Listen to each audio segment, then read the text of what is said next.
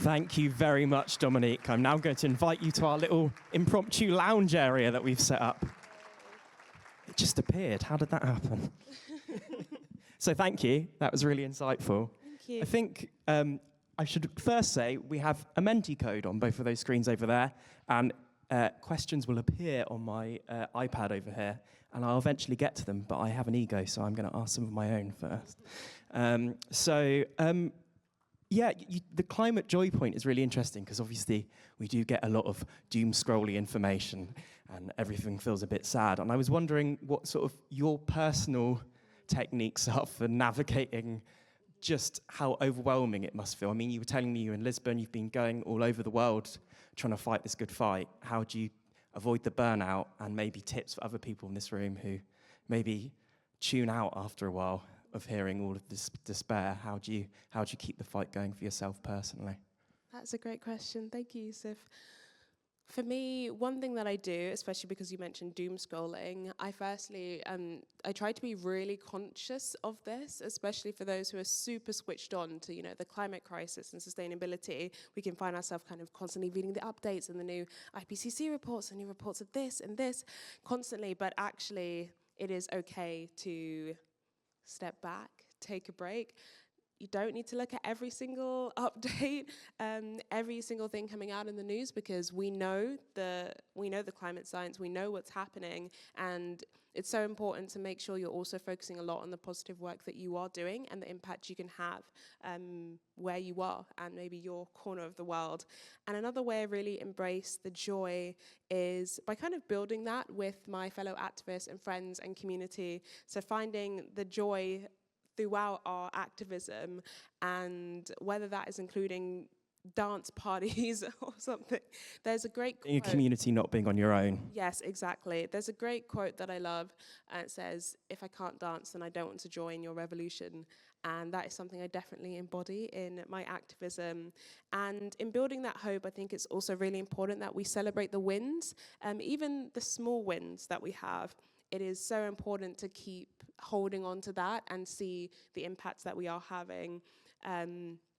Earlier this week, just because you mentioned as well, kind of being busy, trying to fight the good fight, it was so amazing to spend time in Edinburgh at the Court of Session as we were taking the decision to approve Rosebank to court, which would be a massive, massive victory for the climate. For those uninitiated, what is Rosebank? So Rosebank is the largest undeveloped oil field in the UK, and it was approved by the previous UK government and proposed by Equinor and Ithaca Energy, which are two fossil fuel companies. And last time we were in Edinburgh 3 years ago, we just started this campaign, and then last week we were starting the very first day of this court case, and it would be a massive victory for the climate, as it would really set a precedent for future projects and in this transition to renewable energy that benefits ordinary people across the UK and beyond. So taking in that win was very exciting, and all of the small wins along the way. As kind of getting to that point, we faced a lot of backlash in the work that we do. Sometimes we feel like we've gone steps backwards, especially when we see kind of climate policy being overturned and reversed.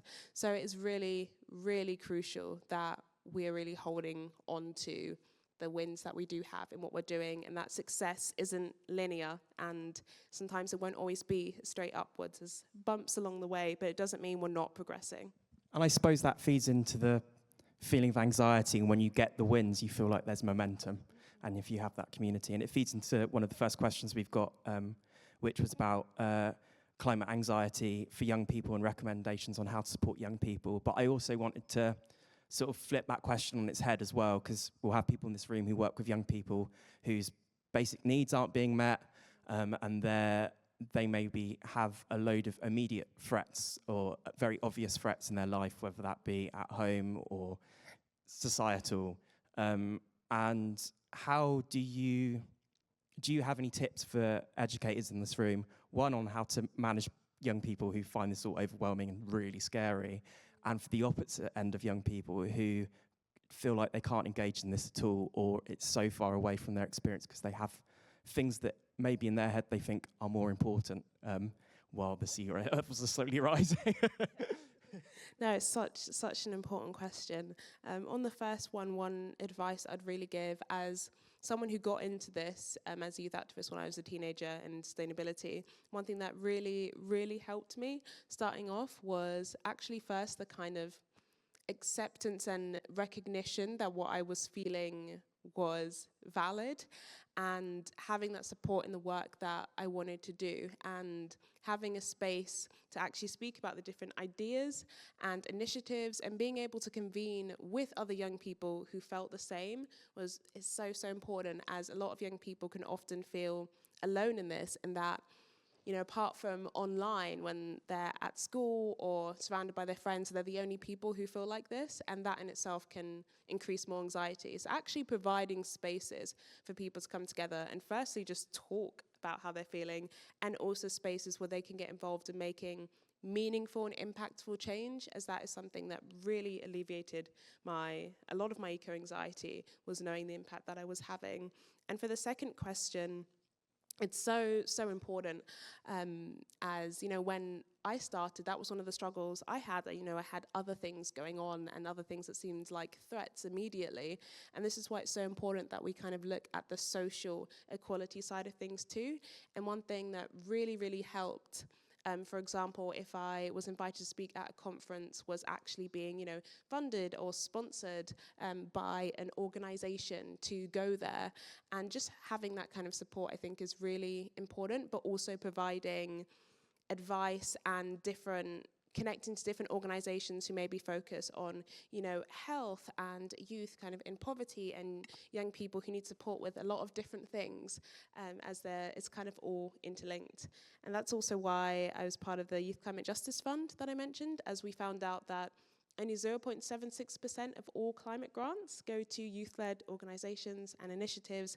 So it's really important that we are trying the best we can to talk about that more. As educators, that's something that's really powerful. And then, you know, raise the profile on that so we can get more young people properly supported. And I suppose that, I mean, that's a good answer. Like, I suppose that organisation thing is central, and that sense of community and what you talked about earlier and what you're talking about now. And we've had a couple of questions. One of them feels absolutely huge, which is sort of, how does music education organise into an activism movement? I know you don't have a music education specificity per se, but I suppose, and it's a big question I think for any activist that I've ever spoken to, is how do you organise and what is effective organising? But maybe if you've never done anything necessarily politically motivated or with an end goal in your life, where do you start? Do you start small? Do you go for the jugular? You know, how did you get into it as well when you first started? Yeah, such a good question. So how I got involved in it when I first started, and in the work that I do now, I would truly recommend kind of the intersection of what brings you joy, what skills you have, what is your particular focus, and then what are you drawn to? And it might be a topic or issue where you are educating. It might be in your local community or area, or like a UK-wide issue, or even global. And if you kind of search online, I promise you there is probably organizations that you didn't even know existed, that you can either support or get involved in, or campaigns, etc. There's also, specifically for anyone who is educating at kind of the school level, there's something called Teach the Future, which is a really amazing campaign to get the curriculum up to speed on the climate crisis, essentially, and ways to also support young people mentally when kind of teaching these things. So that's really amazing. I'd really recommend looking at that. They're trying to get new curriculum through Parliament, and there's lots of resources for teachers. And then for educators at, you know, maybe university level, I think one thing that really helped me was actually having the support from different members of faculty at university. Even though I studied, you know, political science, not music, that was something that was really amazing. And when we actually organized a demonstration on campus and asked to meet with the Vice Chancellor about climate policies at the university and switching to plant-based food, etc., we actually had so many lecturers who came along and professors who actually came and supported that and signed our letter. So I think also just really supporting students as well is really important. I suppose that is working in your own sphere and where you have your joy in your community. And you've also really beautifully fed into another question, which was about, and I think I potentially know the gist of the answer here, but how you bring climate education into music teaching, and if that's a good idea, or if it's sort of more personal action focused, I suppose. I think a good mix of it is really powerful. So having that education, everything is so interlinked together, and I think it is amazing, especially for students of music now, to be really not only aware of the crisis, but also what they can do to be involved in it. So we have more artists and musicians and creatives going out into the world who are actually part of kind of creating this cultural shift. And then also in terms of personal actions, yes, there is kind of, as I mentioned before, things in your local community, for example. So you can, one thing I did was kind of search, for example, like a clean air campaign in the UK or near me, or just to see different things that I could get involved in. And I think that is also really powerful. And you can also start things yourself too, which can seem a bit scary, but most of the big campaigns and things we see were started by a few people. So I think a mix of both of it, as we need that kind of pressure and education at every level. And I suppose that leads into sort of, what do you think is the most practical and impactful thing to do? And is that even the right way to look at it? Should we in this room be going, what can I do that will make the biggest difference in my short amount of time that I might have in my day, or short amount of time that I can really commit or have the brain space for? And is that even the right way of looking at it?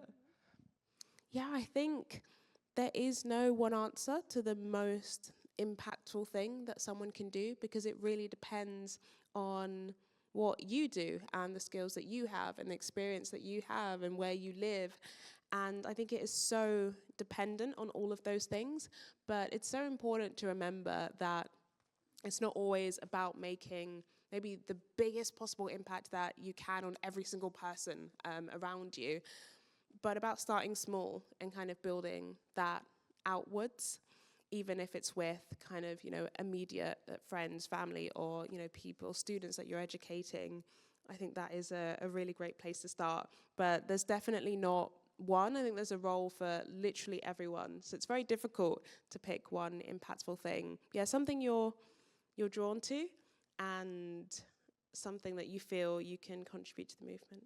And I suppose this means that the answer to my next question isn't that linear, but we've had two questions here which I think are really, really interesting and maybe go more for the jugular, as I was saying earlier. But there's, what 3 steps could every organisation in the room take right now to support the climate justice movement?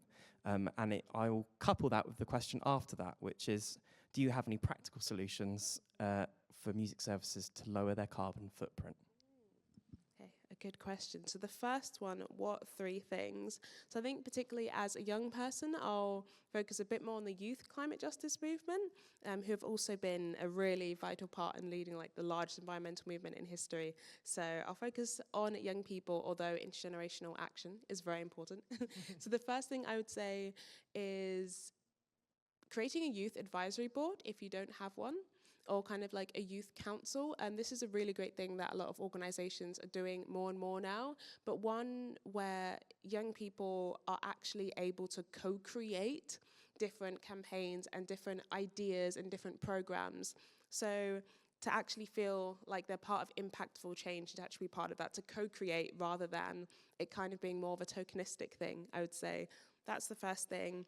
Another thing I would recommend, if you are an organization or if you're like a foundation who kind of has the financial resources, or you are connected to those or funds that do, one really, really key thing is that a lot of youth initiatives have so much potential, but they just need the resources to get going. And that would be my second question. If you are connected to that or have access to that, finding out how you can support youth organizations through redistributing resources and finances. A lot of young people are struggling with funding, and so that is one simple thing I would say. And then thirdly is to think about the structure of your organization and how the decisions work, like for every decision you make, to think about the impact that that is going to have on the planet or maybe the local community. And, if there isn't such a positive impact, then reconsidering that and reconsidering, the entire model, I think is really important. Just looking at the different things you can do throughout the organization to make sustainability choices. And the next question was on the practical steps. Yeah, practical. So more practically based. What can an organisation do that is, for a lot of these places in the room, funded from different pools, including a lot of charities, and a lot of education organisations? What can they practically do to lower their carbon footprint, probably, but also contribute to the movement, I suppose? Yeah, definitely. I think there are so many amazing resources out there, especially to kind of lowering the emissions of your own organization. And I think first thing is to look at, your energy, how that's sourced, maybe how you could switch to, a renewable energy source or tariff or, company, for example. Food is a really big one that we don't often kind of talk about, thinking about how far our food is traveling from and what the emissions of that, especially looking to transition more to plant-based, if that's something that works with your organization. And I think thirdly, thinking about one thing that's really impactful is thinking about different programs that you can do that are very focused on the climate and focused on empowering people. I think right now more than ever, we need people to feel like they have the agency to make change where they are. So that creating different programs around that, I think, is really, really amazing. And I'm not an expert in sustainability on like venues and things specifically, but there are so many different actions that can happen. And important to remember, it's not about perfection, but about doing all the little things that we can. And if you are able to, maybe seeing what different environmental or climate organizations you can partner with. So that can be, co-hosting things or co-creating programs or initiatives together. And that way you also have these people who, are experts, or maybe they work in the local community, and you can partner that way. And I think that's really powerful, to not always try and reinvent the wheel, but kind of work together and collaborate more like that. So that community thing, again, is very central. It's funny that you mentioned plant-based as well, because we have actually had a question about local meat versus a vegetarian menu, which we have at the conference. But yeah, I suppose I'm going to put that to you, actually. Like, how much of a difference does stuff like divestment and plant-based diets and that kind of stuff, how much of a difference does your organisation making that step set out make an impactful difference? Are those big things? Should you be doing that as an organisation? Love that. And I also love that this conference is all veggie. I cannot tell you, there's many sustainability conferences I've been to that aren't there yet. So that's really, really great to see. It's doing better than the current UN climate change conference that is happening right now in terms of food. And I think that's definitely something that organizations can do, and it is a practical step that's easier than actually some other transitions that you can kind of make to be more sustainable. And divesting, from so many things, like I mentioned, like, fossil fuels, and divesting from meat and having more, plant-based food in your organization and only sourcing that actually does make a really big difference, not just on, the local emissions and what you're doing, but also, as we've seen, the kind of plant-based movement has risen so much because people have started doing that, individuals, but also organizations, and that's actually had a really big impact, as agriculture is responsible for a significant part of emissions. That's something we can all kind of be part of. What's the second part of the question? I keep giving you dual-wielded questions, I'm sorry. No, I think that, to be honest, summarizes it quite well, and sort of navigating that. We're getting towards the end now, so I wanted to maybe a couple more questions. And we've had one, which is, it's sort of more to do with the music industry, which obviously we intersect with hugely here. But talking about how can the music industry balance the need to highlight climate concerns whilst ensuring performances remain a place to escape these worries? And I suppose that's something that we would maybe talk about with the young people that we're working with as well, in terms of if music is their escape and then we bring in scary subjects, how do you approach that, and how do you approach that with the climate joy that you advocate for? I think it's a really important question. So with Climate Live, for example, and the climate concerts that we do, having the music set and having the kind of speeches in between those, but also those speeches and being able to talk to audience members, being really focused on kind of the solutions or things that they can be part of is really important, especially in a place where a lot of people want to find escapism. And one thing I found very, very cool that happens is that some concerts, for example, like the 1975, Paramore, Billie Eilish, etc., Reverb, which is a really, really great sustainable music organization, they have like a stall at these concerts, and in Climate Live does this as well, where they talk to fans. So this is kind of before the concert even starts, and they're able to go up to these stalls and find out what they're doing, maybe learn a bit, find out how to get involved in what they're doing and support their organization before the concert, so that's, you know, you kind of have that balance there. And sometimes I think it is really powerful to have maybe certain interventions on stage where people are just acknowledging you know, what's happening to our planet, but also that they are kind of standing in solidarity with that. Because I feel for a lot of young people, just knowing that someone else is also talking about it and that people care can also really help with that eco-anxiety. And sometimes it can kind of make our worries worse if we kind of never see it addressed in these spaces. So I think that balance is a difficult but a very important one. I was going to say, so with that solidarity being so important, what happens if you're in an organization and you're coming up against indifference or even hostility? I mean, a lot of people who are running organizations, often on small margins, might go, God, we can't deal with that. That's another, that might cost money, et cetera, et cetera. It might cost more time. It might mean more expensive options. How do you try and bring someone on side? Potentially, if you're also speaking to people above you, how do you bring those people on side and go, no, this is important to the longevity and sustainability of not just our world, but our organization, probably? Yeah, no, it's really, really difficult sometimes to navigate these conversations. One thing I found really helpful is kind of trying to meet people where they're at, and maybe a certain issue that they're particularly focused on within the organization. Actually, how can climate education, or, you know, being more involved in sustainability or choosing sustainable options, how can that actually kind of complement the mission of what we want to do? And of course, like you said, there's kind of the overarching thing that our organization can only exist on a healthy planet. So it's really important that we take this step, which is, it's kind of less expensive now than it would be to kind of deal with the aftermath of climate. But it is really difficult, and I really do support like everyone who's kind of facing that hostility as well.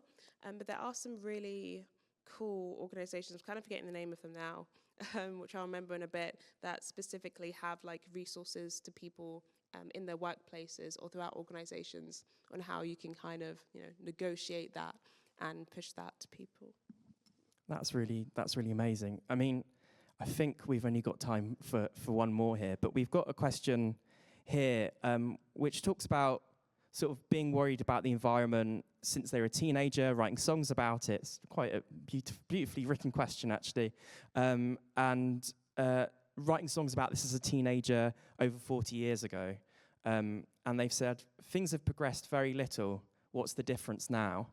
And I think I want to couple that with maybe something on more personal end for you, because you're probably the most positive activist I've ever met in my life. It's normally just, I keep confronting people who are tired and exhausted, whatever their movement is that they're really fighting for. And what, even however small or big, what have your victories been, and what have the victories been of the last 40 years that can keep us going and tell us that it's worth the fight? Thank you, to whoever sent in that question. It's also very beautiful that you've been making songs about this. I definitely resonate with that feeling sometimes, of feeling like, how far are we actually going? And just to know that you're definitely not alone in feeling that. But the kind of success of achieving the climate action we need, as I mentioned, kind of isn't this linear, straight upwards line. And sometimes we do face bumps along the way. But some wins that have really kept me going recently is firstly the court case that I mentioned. And that was really pushed forward in a campaign by ordinary people who just decided to join a campaign call one day and work on that. And now it's being pushed to the courts, which could be a massive win for climate in general in the UK and beyond. So that is a big win that I'm holding on to. Another one is actually quite personal to me, and this was after school classroom was named after me, which was like so adorable. And going to that school and speaking to the children there about how many amazing ideas they had that they were telling their parents about, like building bug houses and rewilding the gardens at their school and trying to call for a plastics ban at their school. And I think one thing that was inspiring is that's a lot more knowledge of what's happening and move to positive action than I kind of experienced when I was that age. So that's something that I found a win. And another win I found is that we're seeing more conversations like the one we're having right now, and more conferences that are based and focus on sustainability all across the world. And that has moved so much more. Like, the climate is so much more in the mainstream than it used to be. Even when I started my activism about 6 years ago, I have really seen that transformation, and people around me who are now also engaged where they previously weren't. Even my dad sends me news articles now and updates about organic and sustainable food that he really loves. So I think there are lots of little wins, and also that the public understanding, there's like more of a consensus that, we do need to take climate action. We do understand that it is possible. We can have that shift to renewables as well. And there's things that I can do. And also just the, sometimes I like to also hold on to things that are kind of happening around the world as well. It's important to kind of root yourself where you are. But there are some really, really great climate wins that have happened for kind of restoring rainforests across the world, and activists who have kind of stopped pipelines from being built. And there's so much more momentum that it's becoming more of the standard that, yes, climate is absolutely important and essential. And even when we face kind of pushback at these conferences, such as the UN Climate Change Conference, there's always people who are pushing forward and have created really amazing outcomes even in these spaces. So I know that was a very long-winded answer, but there truly are a lot of wins to hold on to. And sometimes that's just looking at how many more people we have gathered in our campaign or organization than we did have like years ago. It feels like we are on kind of, the tipping point of climate breakdown, which, in certain ways we are, but we are also at positive tipping points for good, whether that's with, renewable energy or with the movement of people or with education. They really are out there. And it's amazing to have young people in that space. Dominic Palmer, thank you very, very much. Can we please have a big round of applause? Thank you. Thank you.